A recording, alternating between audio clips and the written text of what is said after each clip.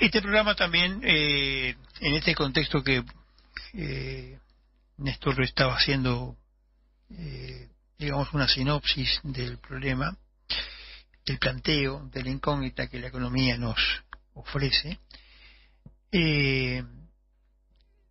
permite ya hacer algunas lecturas porque se avisoran con algunas, digamos, que se avisoran la posibilidad de despejar algunas incógnitas sobre la economía y el devenir de los próximos años. No se olviden que el tener presupuesto afecta no 1, sino 5 años, afecta una gestión, ¿verdad? Y tenemos la compañía de un buen amigo, un experto en temas de economía, un economista, Ramón Pampín, que hemos compartido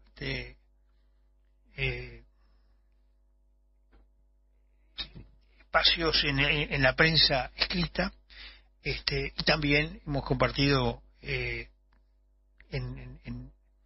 el desarrollo, digamos, de la economía, del análisis económico en gobiernos departamentales. En fin, hemos tenido una buena e intensa amistad intelectual. Y hoy tenemos a Ramón en el aire, nos acompaña hoy aquí. ¿Estás por allí, Ramón? Sí, Heraclio, con todo gusto, y también siendo siempre orgulloso de la amistad que tengo contigo. Bueno, muchas gracias. Igualmente es así, Ramón, en mutua admiración. Ramón, yo en algún momento cuando conversé originalmente el tema te he planteado la posibilidad de que nos dieras tu impresión, primero macroeconómica. Pareciera que el gobierno, el único, digamos, gran acertón que tiene en cuanto en materia de gestión es la del ministro Gabriel Odone, porque es el ministro, digamos, que hasta ahora ha establecido con más seriedad todos los planteos sin retroceso alguno. ¿Cómo ves tú el manejo macroeconómico del país y, bueno, qué se visora desde tu perspectiva hacia adelante en materia de macro justamente? Bueno, Uruguay en ese sentido, a través de los diferentes ministerios de economía, siempre transita por el medio de la calle, ¿no? Entonces, en ese sentido, en general son buenas noticias en las diferentes administraciones económicas. Dar bastante previsibilidad, tener gente sensata en las sedes, en la sede, ahí en la calle Colonia y Paraguay, si mal no recuerdo. Hay un logro interesante en lo que se llama la reforma esta de desempapelamiento, que creo que seguramente viste, Heraclio, que se presentó ayer el presupuesto, y bueno, sí, no da el tiempo para leer todo, pero entiendo que ahí mismo tiene que haber algunas medidas de esto que te mencionaba, de desempapelar la economía y de poder facilitar algunos trámites de comercio exterior, y que apuntan en muchos casos a pymes, de poder facilitar ese tipo de trámites que a veces son muy burocráticos y que en general son costo cero el eliminarnos, ¿no? Costos muertos en realidad, ¿no? Pesos. Bueno, sí, en realidad sí, es decir, sí, eliminarlos son costo cero, pero que en realidad siempre implica mucho costo para las empresas, porque tenés que afectar recursos para llenar un formulario, tenés que afectar tiempo para esperar que esos formularios tengan y viajen adentro de un estado que en general siempre es muy grande y te requiere a veces trámites que no tienen mucho sentido. Entonces ahí yo creo que ahí hay un acierto bastante interesante y bastante bueno. Respecto a lo que vos decías, bueno, justamente la evaluación es esa, la de pocas sorpresas. Incluso en la primera lectura que hay del presupuesto, verás que que entre comillas peca por corto o por ser poco expansivo, y ves que en definitiva plantea atenerse a ciertas restricciones fiscales, ¿no? También decir que, Heraclio, que todos tendemos en este Uruguay tan proclive, y porque es así, porque es la historia de este país, a creer en la incidencia del Estado, que en realidad el ritmo de crecimiento de la economía lo marca el sector privado, ¿no? Entonces, es decir, las empresas, si bien obviamente, como hablamos, ¿no? Es decir, el empapelamiento, el ritmo muchas veces de la sobreregulación hace que el crecimiento se frene, pero en definitiva el ritmo de crecimiento lo marcan las empresas, el sector privado, y no el sector público. No lo marca, es decir, no crecemos ni porque el Parlamento tenga mayor o menor actividad, ni porque nada, más allá de que obviamente tenemos empresas públicas grandes, quizás son las empresas más grandes del país en cuanto a facturación, pero siempre hay que tener claro que el que mueve la economía es el sector privado, son las empresas, son los trabajadores, y ahí lo mejor es que el sector público lo que haga es ponga reglas de juego claras, y sea, más eficiente, muchas veces claro. peque de no meterse que de meterse. Te hago un paréntesis comentando sobre ese punto. Tú sabes que me llamó la atención poderosamente, en forma positiva, cuando tomé noticia de este tema del desempapelamiento, lo dijo en algún momento Odone. Dije, bueno, esto desde el gobierno de Luis Alberto Lacalle, década del 90, al principio del 90, esto no sucedía. Que creo que es un dato que lo haga, que tome la iniciativa de esta naturaleza un gobierno del Frente Amplio, que se supone que es intervencionista, regulatorio, etcétera, etcétera. Me parece que es una noticia que tiene, no solamente es una noticia, digamos, vinculada a un presupuesto o a una normativa que afecte lo económico en 5 años, sino que de alguna manera toca lo filosófico de pensar la actividad económica. Me parece interesante como dato, como reflexión, ¿no? Sí, claro. Es decir, tú fíjate que están eliminando una tasa que está asociada a un impuesto asociado a una tasa portuaria de un organismo que dejó de existir hace muchísimo tiempo, y que lo único que hacía la ANP era retenerla para luego derivarla a rentas generales, claro, por ejemplo. Claro. No me recuerdo bien si creo que es ANSE el organismo. Y bueno, en definitiva, imagínate las rigideces de un Estado que pone tasas y nunca las llega a eliminar, al punto que esa tasa correspondía a un organismo que ya no existe más, y que aún así ANP la retenía, y esa plata iba a rentas generales, y eso eran $9 millones, si mal no recuerdo, que está en el balance de ANP creo que el último balance, no me acuerdo si el último presentado es 2024-2023, pero así es como el Estado va horadando la micro de las empresas, es decir, 9 millones de aquí, tanto poquito de acá. Entonces ahí es como muchas veces se va horadando al sector privado, ¿no? Y así como te señalaba que notaba una especie de espíritu liberal, por decirlo de alguna manera, en el desempapelamiento, si esto se puede llamar liberal, ¿no? Es una forma capaz que anecdótica de llamarlo así.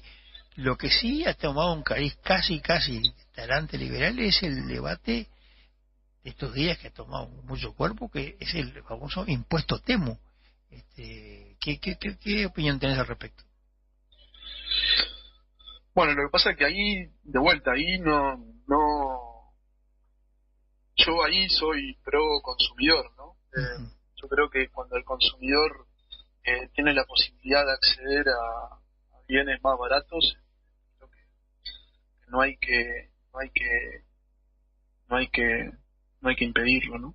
Pero creo que seguramente cuando estás sentado en alguna silla de policy maker o de hacedor de política, seguramente tenés una mirada más general, tenés grupo de presión y seguramente contemplás más situaciones, pero me parece que la última mirada, o vamos a decir, la mirada que debe primar en un hacedor de política es que el interés general siempre debe primar sobre los intereses particulares, ¿no? Claro, no, pero esa es mi visión. En particular cuando además, porque, a ver, el efecto Temu habla de un tema puntual que tiene el centro del comercio local, pero también habla de una modalidad comercial que vino para quedarse y tiene que ver con las nuevas formas de venta. Es decir, ahora se vende por el celular y se vende por el celular a nivel internacional y a nivel local. Entonces, de alguna manera, el efecto Temu habla del presente, pero también habla del futuro, que es una tendencia que me parece que no tiene retorno. Esta forma de vender va a afectar de aquí en más a la sociedad entera. Sí, sin duda. Lo que pasa es que en el caso Temu en particular creo que tenés condiciones muy particulares, sí, claro, muy específicas en ese caso. Claro. Creo que el e-commerce y quizás todo el resto quizás va por otro carril, pero como te digo, ¿no? En eso soy un ferviente defensor de la libertad de lo que en nuestra jerga se llama el excedente del consumidor, ¿no?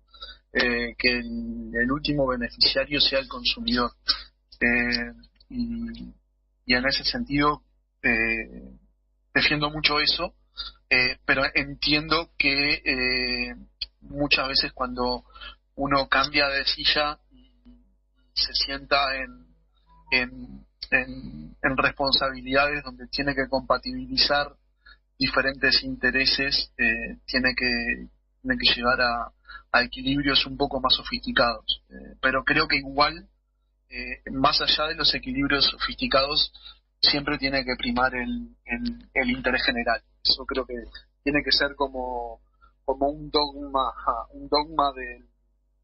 de la economía, no sé, o de un gobierno y de un economista que está haciendo política. Heraclio, con tu permiso y con el permiso del invitado, yo quiero hacer algún aporte con respecto al tema de Temu. Nosotros hemos hablado ya de este tema en algún programa pasado. Más allá del lado del cual nos pongamos los distintos actores, ¿sí?, de la realidad. Como decía nuestro invitado, y yo también comparto esa visión, estar del lado del consumidor, yo diría estar del lado de la gente, ¿sí?, del bienestar y de la felicidad de la gente que puede disfrutar de comprar una cosa más barata, ¿no? Pero despojándonos de eso, que puede hasta tener un talante, si se quiere, de fondo ideológico, ¿no? Pensemos en el espíritu o en la intención o en la supuesta buena intención que hay atrás de esto, ¿no? Que es la de proteger el comercio o la industria nacional. Con esta medida, ¿se logra eso? Yo tengo la impresión de que no. Yo tengo la impresión de que cuando arrancó esto teníamos un grupo descontento, que era el grupo de las cámaras industriales y comerciales, y ahora yo creo que estamos peor, porque tenemos más gente descontenta. Tenemos el consumidor que le van a cobrar el impuesto, y las cámaras industriales y comerciales siguen igual de descontentas porque entienden que la solución no es la que correcta, no es la que se le dio. A mí me parece, y acá volvemos otra vez al talante cuasi ideológico, que poner más impuestos no es la solución para el problema que plantean las cámaras. No sé qué opina y me gustaría saber qué opina nuestro invitado al respecto, ¿no?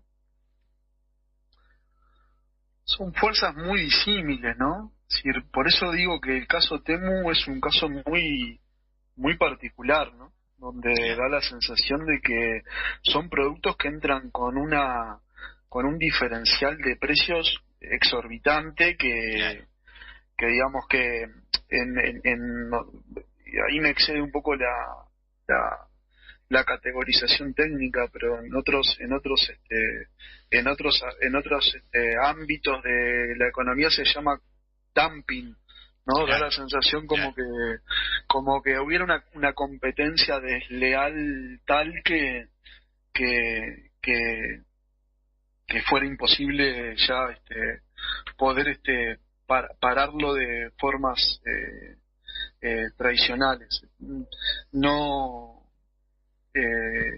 sinceramente no sé qué se prevé con este primer intento de querer pararlo. Tampoco tengo muy claro cuál es la canalización de la gente que está trayéndolo, para qué motivo, si lo trae para comercializar, es decir, si lo que lo están trayendo son microempresarios y lo comercializan poniéndole un margen de ganancia, o lo están trayendo para el consumo final. Aún así lo están sustituyendo una compra que podrían hacerla acá y listo. Total, mucha gente está hablando de que son compras que no tienen mucho sentido, por lo que le digo, por el precio exorbitantemente insignificante. Es una dinámica que no termino de entender, pero sí que le está haciendo daño al comercio interno, y que vuelvo a lo que tú decías, llegado en la situación donde uno tiene que contemplar los diferentes intereses, es lógico entender la preocupación del comercio local. Es decir, no creo que no se tenga que escuchar a todas las partes, simplemente que siempre es el interés general que el que creo que debe primar. Pero los problemas cuando uno hace política económica, creo que obviamente no son sencillos, ¿no? Es decir, siempre hay ganadores y hay perdedores. Es decir, cuando uno hace política económica, no todos son ganadores. Hay ganadores y hay perdedores. En economía la sábana es corta siempre, ¿no? Por definición. Bueno, sí, claro. Si administras un recurso escaso y tenés objetivos múltiples. Exacto. Y no siempre todos tenemos los incentivos alineados. Es decir, tu incentivo puede estar contrapuesto al mío. El ejemplo claro es el tipo de cambio. El tipo de cambio alto beneficia al exportador y perjudica al importador, por ejemplo. Entonces, cuando yo hago lobby para que el tipo de cambio esté en una cifra determinada, bueno, si yo soy exportador lo quiero en un nivel, y si tú sos importador lo querrás en el nivel totalmente opuesto, por ejemplo. Claro. Y si sos consumidor lo querrás en un nivel que te sirva claro, como el importador, claro, por ejemplo. Y si tenés deudas en ¿qué dólares haces? ni te digo. Exacto, claro, por ejemplo, sí, obvio. Entonces ¿qué haces? Como si sos no sé, autoridad de gobierno, ¿qué haces? Le haces caso al exportador, al importador, al consumidor.